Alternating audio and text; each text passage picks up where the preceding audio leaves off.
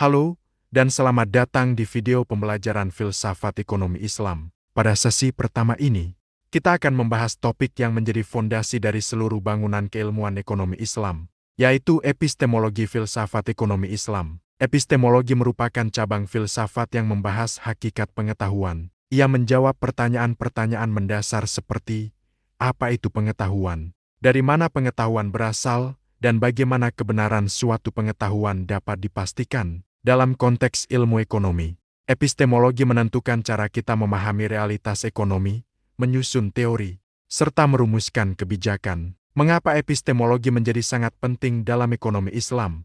Karena ekonomi Islam tidak lahir sebagai ilmu teknis yang netral nilai. Sejak awal, ekonomi Islam dibangun di atas seperangkat nilai teologis, moral, dan sosial yang bersumber dari ajaran Islam. Dengan kata lain, ekonomi Islam tidak bisa dilepaskan dari pandangan hidup Islam itu sendiri. Berbeda dengan ekonomi konvensional yang berkembang dalam tradisi sekular Barat, ekonomi Islam menolak pemisahan antara ilmu dan nilai. Ekonomi konvensional seringkali mengklaim dirinya objektif dan bebas nilai, padahal secara filosofis ia dibangun di atas asumsi tertentu tentang manusia dan tujuan, kesejahteraan yang cenderung materialistik dan individualistik.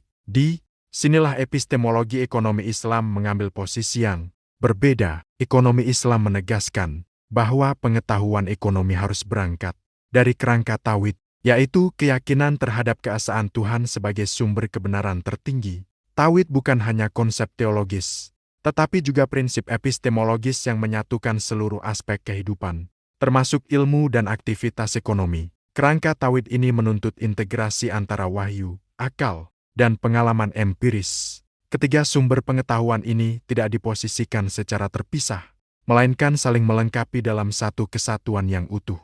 Wahyu ilahi, yang bersumber dari Al-Quran dan hadis, berfungsi sebagai sumber nilai dan pedoman moral. Wahyu memberikan batasan tentang apa yang halal dan haram, apa yang adil dan zalim, serta apa yang membawa kemaslahatan dan kerusakan. Prinsip-prinsip seperti larangan riba, kewajiban zakat, dan perintah menegakkan keadilan sosial semuanya bersumber dari wahyu. Namun, wahyu tidak selalu memberikan petunjuk teknis yang rinci untuk setiap persoalan ekonomi modern. Oleh karena itu, wahyu memerlukan peran akal untuk dipahami dan diterapkan secara kontekstual. Disinilah akal. Akal memainkan peran penting. Akal digunakan untuk memahami teks wahyu, menafsirkan maknanya, dan menghubungkannya dengan realitas sosial yang terus berubah. Melalui akal, manusia melakukan proses ijtihad, yaitu penalaran untuk menjawab persoalan-persoalan baru yang tidak ditemukan secara eksplisit dalam teks. Ijtihad menjadikan ekonomi Islam bersifat dinamis dan adaptif. Tanpa ijtihad, ekonomi Islam akan berhenti sebagai kumpulan norma yang sulit diterapkan dalam kehidupan nyata. Namun, ijtihad dalam Islam bukanlah kebebasan tanpa batas. Ia selalu dibimbing oleh tujuan-tujuan syariah yang dikenal sebagai maqasid syariah. Maqasid syariah mencakup tujuan-tujuan utama seperti menjaga agama, jiwa, akal, keturunan, dan harta. Dengan kerangka ini, akal digunakan bukan untuk membenarkan kepentingan sesaat, tetapi untuk memastikan bahwa kebijakan ekonomi membawa manfaat jangka panjang bagi individu dan masyarakat.